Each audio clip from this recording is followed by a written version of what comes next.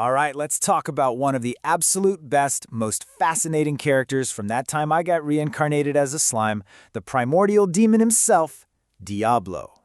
So here's the big question, right? How in the world does one of the strongest beings in existence, a literal progenitor of all demons, end up dedicating his entire life to, well, a slime? It's a wild ride, so let's get into it. Okay, so first things first, we've got to talk about just how extra Diablo is. His devotion to Rimuru is on a whole other level, and honestly, Obsessed doesn't even begin to cover it.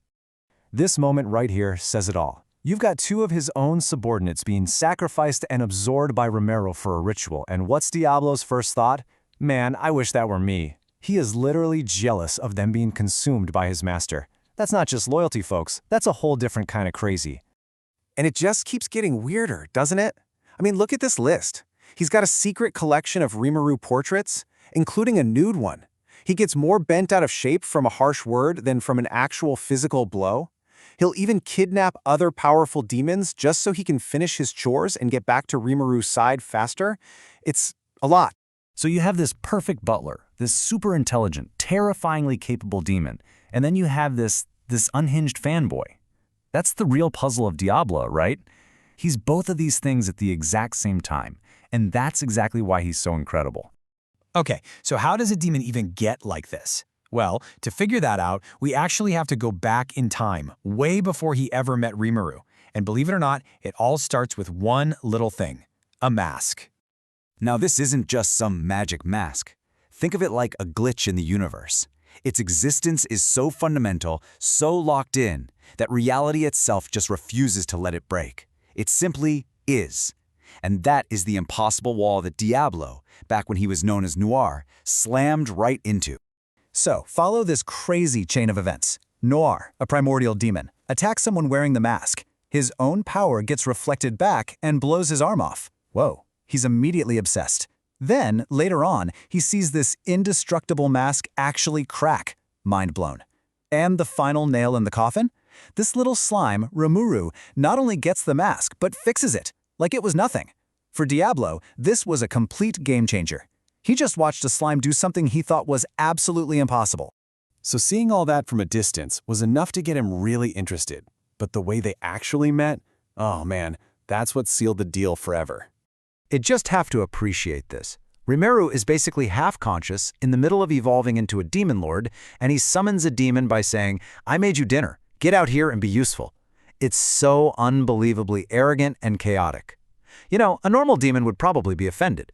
But for a supreme weirdo like Diablo, it was basically a siren's call. And look at how it all went down.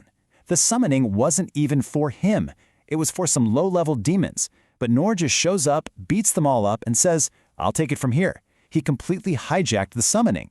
And Rimuru, instead of being mad, just goes, "Huh, you're strong. Want to work for me?" and gives him a name.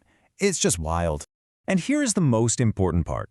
You gotta understand, naming a primordial demon is like betting your own soul in a cosmic poker game. It should have, by all accounts, completely annihilated Rimuru, but he just did it, casually. From Diablo's point of view, this wasn't just impressive, it was proof that Rimuru's power was on a scale he couldn't even begin to comprehend. So, to really get why Diablo's servitude is such a massive deal, we need to talk about who he was before Rimuru gave him that name. We need to talk about Noir. Okay, let's be super clear. The Primordials aren't just some strong demons. They are the 7 originals, the progenitors. Think of them like the source code for all other demons in existence. They're basically walking, talking forces of nature. And this right here puts everything into perspective. We're talking about Noir, the Primordial Black, who could go toe-to-toe with Guy Crimson, the oldest and strongest demon lord in history. They were equals, rivals. So imagine the shockwaves when a being of that caliber decides to become the butler for a slime. It's like a king choosing to be a servant. It just doesn't compute for anyone else in their world. And check out this number. This is basically his power level, a measure of his raw energy. And yeah, all those 6s, that's probably not a coincidence. It's so perfectly on brand for a demon, it feels like something he picked for himself just for the aesthetic, which, you know, is peak Diablo.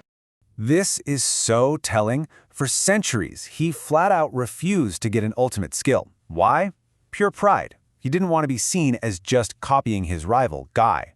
But the second he starts serving Rimuru, All that pride goes right out the window. Suddenly he's like, I need more power to be a better servant.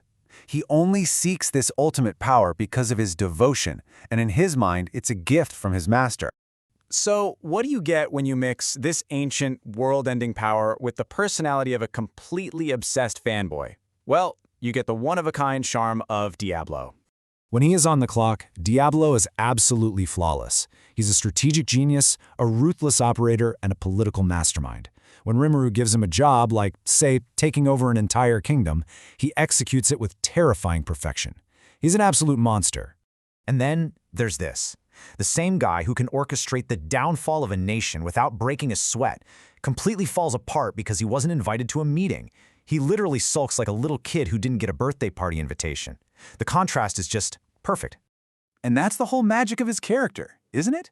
This whiplash you get between terrifying Primordial Demon and petty secretary. He'll have a heated rivalry with Xion over who's the better assistant. He's somehow best buds with a giant wolf. Even his own kind think he's a total weirdo. It's that huge gap between his cosmic power and his childish personality that makes him so much fun to watch. So when you put it all together, you realize Diablo's dedication isn't just simple loyalty. It's this wild cocktail of awe at Rimuru's impossible power, an instinctual connection he felt from afar, and a profound, obsessive attachment that defies all logic. It's a devotion so absolute it makes you wonder. For a being like Diablo, is Rimuru a master? Is he a god? Or is he something else entirely?